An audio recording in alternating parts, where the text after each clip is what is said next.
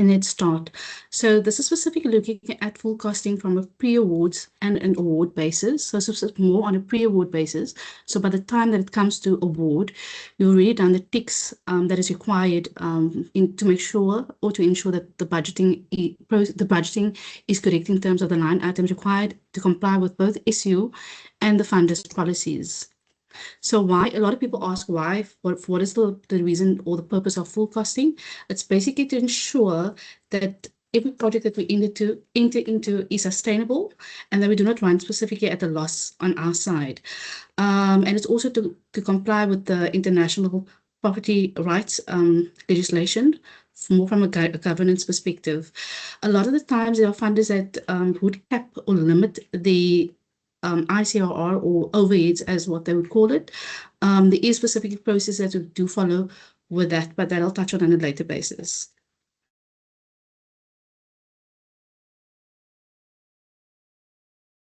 Where there's specifically deviations from our side, what we do is we basically ensure that from a full cost perspective that your cost for every line item that is required, and full costing is specifically just your break even of your project. So that is why we make sure that everything that we need for the project is included so that by the time it comes to us, we've covered all that bases. A lot of times the contract price on our side will not necessarily represent the full cost, but I will actually show that if there is a deviation, what the process is at what we follow from our internal processes. The indirect cost policy, we charge our overheads at 20% on total cost, 25% on direct cost. However, if there is assignment of IP, that will be 25% on total cost as opposed to 25% on direct cost and 25% on total cost and 33% on direct cost. So it just works specifically the other way. But there is a calculation at the end of the slideshow that I'll just show you how it is actually calculated and what to use and how to calculate it when costing if you do not use a template. It's advisable to do use a template when you cost because then it's automatically calculated. There's two costs that comes into consideration when costing. Firstly, your direct cost. That will be everything that you are going to specifically need.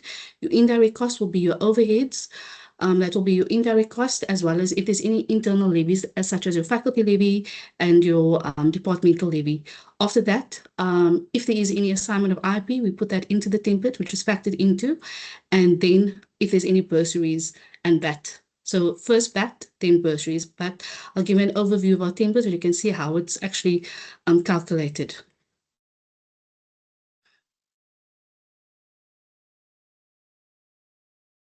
Indirect cost is a requirement, as I mentioned before, by NIPMO.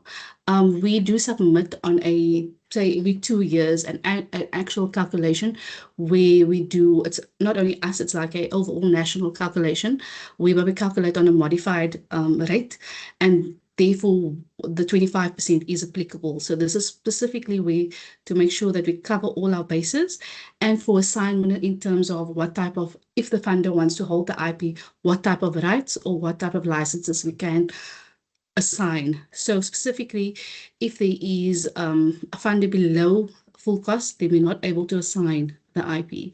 But depending on the calculation of your full cost, this determines what percentage or it is what we can actually assign to the client if required or requested by the funder. So this is specifically looking at the direct cost as well as your indirect cost, your overview of what is included in the full cost. So firstly, we look at the direct cost, which includes your personnel cost, any equipment, any running costs. If there's any audit required, you need to specifically get a code from an auditor just to make sure that you are costing for audit fees. If there's any travel cost, any other project specific cost that can also be included in here. The indirect cost is obviously included in here as 20% or as at the 25%, as I mentioned before in the previous slides.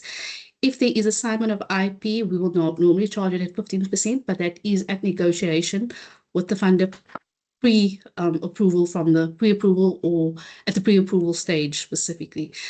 If there's any of that, and then your bursary cost. So this is basically just an overview, but I'll show how it factors into the budget specifically. Like I said, if there's any limitations from the funder, there is a process that we do follow.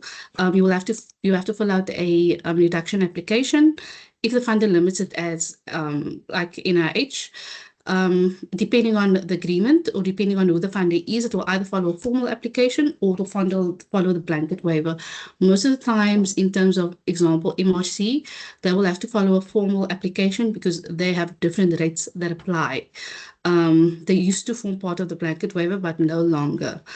For any IP assignment, any reduction of the 25% as per NIPO, this will be subject to NIPO approval. So we'll actually have to apply to NIPO for the approval, and especially where we need the SARS, not SARS, but SARB approval in terms of the approval from their side, if it's a foreign funder specifically, not necessarily for local funder. E-takeout specifically.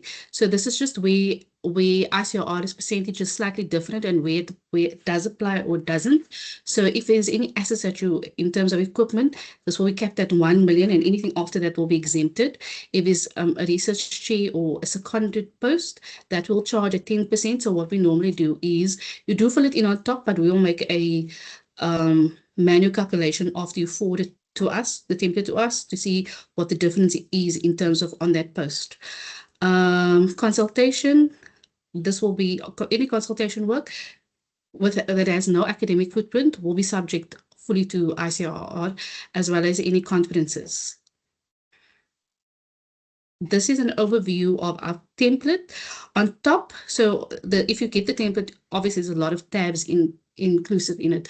So the only tab that you will actually consider is your cover page, your full cost, and your contract price. Everything that you fill out on the cover page filters into your full cost, and your full cost, everything that you fill out on there will duplicate onto your contract price. Your contract price is where you can actually adjust it in terms of what is in the contract.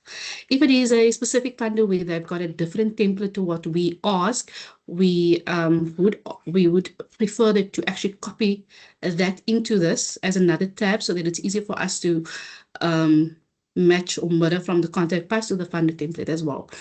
Or what in terms of what the overview of the budget is. So on top is everything in terms of your BRL levels.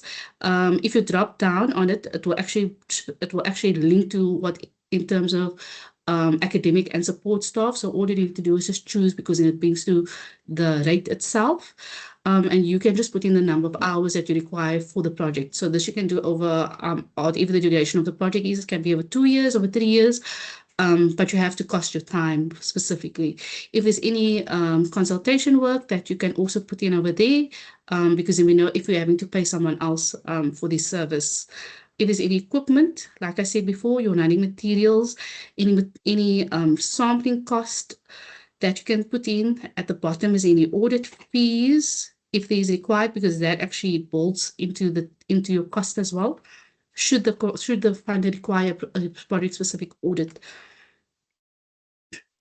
If there's any travel cost that's needed, that you can put in over there. If there's any other cost that links as a direct cost to the project, and it's not in the other categories, then you can put it in over there. And obviously, whatever you fill out on the front filters into this in terms of your levies, in terms of your indirect cost, as well as if there's any faculty levies and departmental levies. Here at the bottom on around where it says 9 IP transfer fee, that will be if there's any assignment of IP. That I'll just touch on just now. If there's any bursaries and that will be factored in. Your VAT comes from your cover page, so you will either indicate if it's a foreign funder or if it's a local funder, and it will already automatically populate in the costing. So it's quite simple. Use the template as your guide. Everything that you complete on it gives you an indication of what is required. So by the time it comes to us, we will just review it in terms to make sure that you have included all the costs that you would need to do the project. This just shows you the rates that obviously that I've touched on before, which is the 20%. The new rate is 25%, which it was, and if there is specific on the third stream income. So if there's IP assignment, or if not, normal will be 20%. on 25% on direct cost, 20% on total cost, as well as 20% on levy for IP transfer, if they on 25% on direct and 33% just the other way around. So it's 25% on direct cost and 20% on total cost. 20% on total cost for IP and 25% on total revenue. So this is just a calculation to show you how it's working, how it works. If you have a normal and there's no IP, you'll calculate your direct cost times 25%. If there's IP, you times it by 33%. It's just a shorter way of just showing you how to calculate if you do not use the template. Due to the change from TEDA to OCF, we've just included these two slides just to show new researchers that there is a little flow to show you what you need to do specifically from the beginning of the project to the closeout of the grant. So this is just a you can just follow it, and it actually indicates specifically what you need to do. So this just shows you like a little mini flow in terms of your call to award basis, managing of the grants, the duration of the grants, as well as the closeout. I have included the next slide specifically because next two slides, because these show you what the mapping on the website specifically. We are two full cost accountants with two project accountants. So the full cost accountants will specifically assist on the pre-award basis, and then the project accountants will assist more on the reporting side, but the two of them will touch on it. We are two full cost accountants, hopefully with effect from the 1st of July will be 3. So you can follow up with us if you have any queries on it. And we'll actually take you through the process from the beginning to the end. So this is just where you can get your information from, as well as your links. And I have put Audrey and myself's information at the back. So if you have any questions, feel free to email us, or you can actually just Teams us and we'll assist with it. If you have any questions, you could ask me.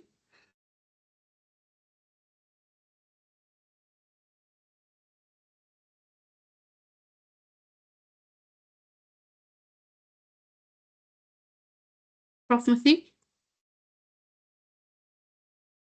Can you hear me? I can hear you.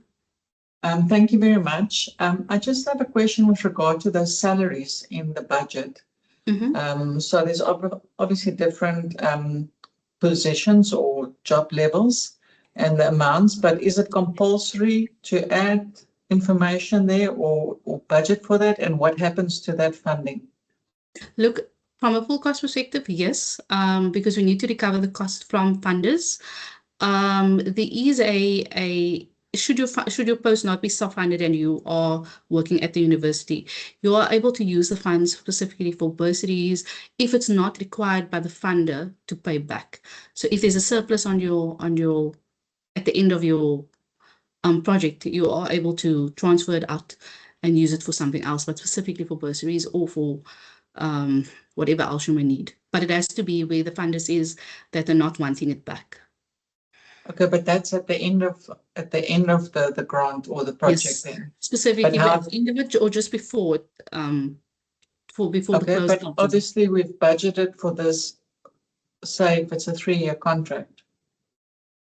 Yes. Is that carried over? It is carried over. Claim it annually? Well, my suggestion is is there a if there's not an audit report, then you can do it. If it's not an audit, like you have to submit a audit like a financial annually, then you're able to do it yearly. But I would specifically say do it at the end of the project. Thank you very much. Any other questions? Darius? Hi. Just a question also around the salaries. Just needing to know, is there a template or a form that we can utilize that lays out the specific job types against the the job Yeah, levels. I Yeah. think that you can figure out from HR, if they have something like that, because we normally don't get it that in detail. Okay. Thank you. Thanks.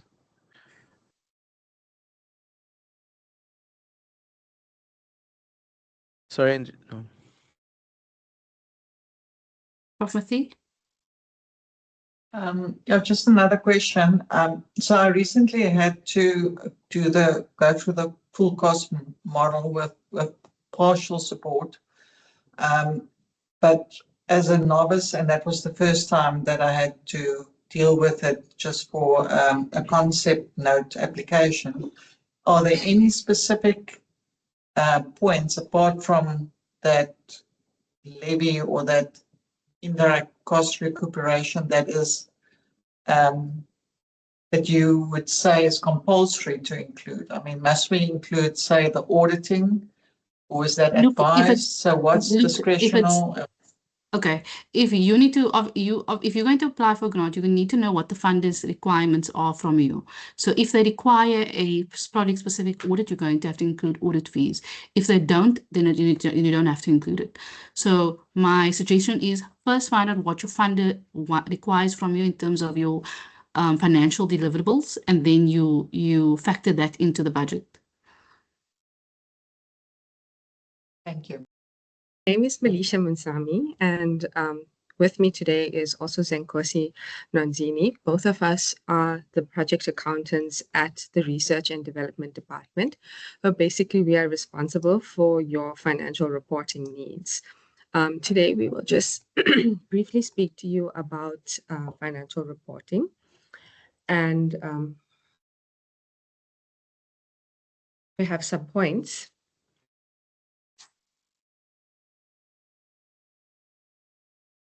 First point is, why is financial reporting important? Financial reporting is important because it helps the funder to track and analyze how funds are being spent and if the funds are being used for its intended purpose.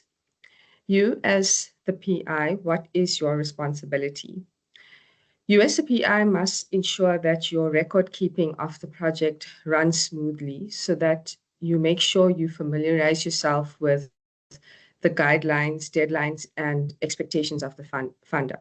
The admin on your project should be kept up to date so that when finance receives the information, it is correct and it is easier to produce a completed report in a quicker time or in a shorter time. Good afternoon, colleagues. I am Zenkosi. As my colleague Malaysia has already mentioned that we are project accountants. I'll just talk about the point of what is important. Going forward, it's important to remember that we have now moved to from cost centers to projects and grants. So a new project refers to a project that has a new researcher, it has a new funder, and it has a new RP number.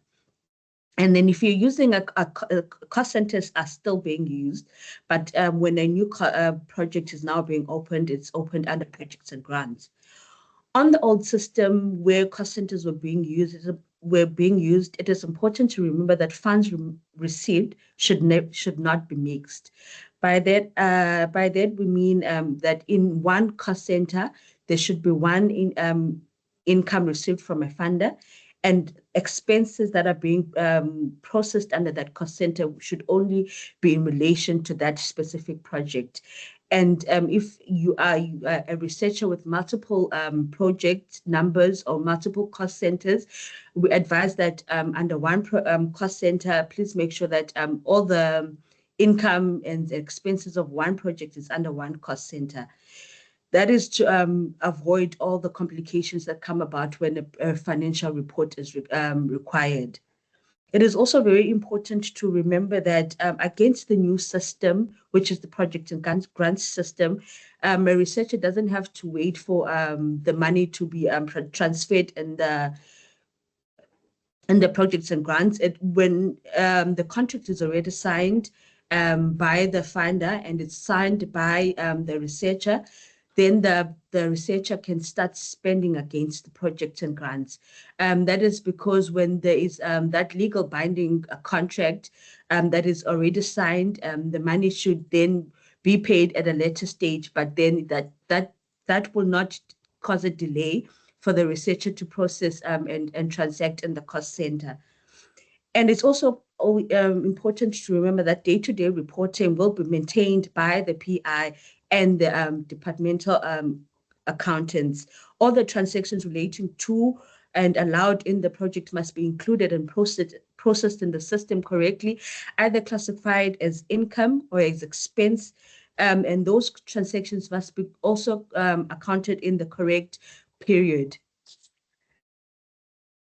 In the accounting system, we always say that transactions must be correct, complete, and accurate. That simply means that all transactions that are recorded must be correctly, and the information prepared must be reliable and free from errors and misstatements. In some projects, there are some projects that it's a requirement that they must be audited. In such a case, you as the PI must notify the finance department well ahead in advance so that they can include that specific project in the list that of project that needs to be audited. And it's usually sometimes a funder would appoint their own specific auditors. And also with a case like that, you can notify myself or Malaysia to make sure that we have all the necessary information, such as the financial report prepared on time, and all the necessary supporting documentations will have been then be pulled from the system and sent to that specific auditor. So it should to not create any delays when the auditor comes into the university, that they can just carry on and audit the research project. And then I'll move on to a point on what to do. We can advise that as researchers, please pay attention to your everyday bookkeeping and ensure that all your transactions are recorded in the system in the correct period. By that, we have situations where a researcher would request a financial report, and then we'd have transactions that fall out of the specific required reporting period, then that would create a problem of a cut-off problem. And that's why we always advise that we make sure that all your transactions are recorded well in advance and at the correct period. So when we pull the system with the information from the system, all the transactions are recorded in the cost center and they're recorded in the correct period. And any corrections, reallocations, or transactions that must be corrected are done so before you request a financial report. Because if you pick up any reallocations or transactions that need to be corrected when we are doing the financial report, it creates a delay for the financial report to be reviewed and finally signed off. And we also advise that please make use and familiarize yourself with the correct financial reports. By that we mean there's an inquiry on detail, and there's also a BCA report that you can review as the researcher to track your expenditure in your cost centers or in your cost centers.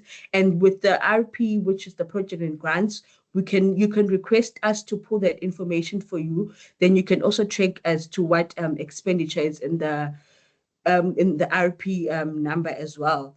And you can please familiarize yourself with the policies, financial university policies as well, like the ICRR rate and what it says about the VAT rate, if it's a VAT policy, if it's not a foreign client. And then when it comes to timelines, we have 10 working days turnaround time. And with that, we mentioned that there shouldn't be any issues or any things that has to be done in the cost centers. that will cause a delay for the report to take longer than 10 days. But it's usually a turnaround working time of 10 working days that we give researchers as timeline for a financial report to, because we prepare the financial report and it goes to the senior accountant who then reviews the financial report. And then it also goes through the director of financial services that then signs off the financial report. And then we send it through to the funder. And then we have just provided templates and additional information that you can access, like your financial policies and procedures. And we've provided where you can get these. And then we've also, when we have anything that you want to check on the finance department, there's also a link there. And then we provided our contact details, which is also the contact details of the senior accountant and the contact details of the director of financial services. I don't know if you have any other questions that you would have, but this is just a little slide for a joke of the day to take forward. But if you have any other questions, we are very happy to answer them.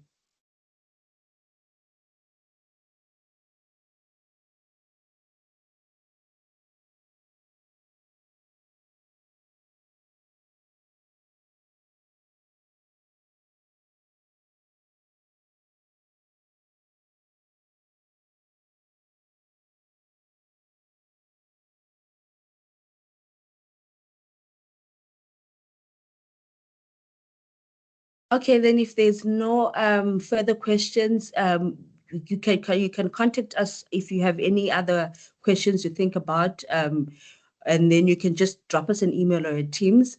But then if there's no other questions, we'll then have to come to an end of our presentation. Thank you.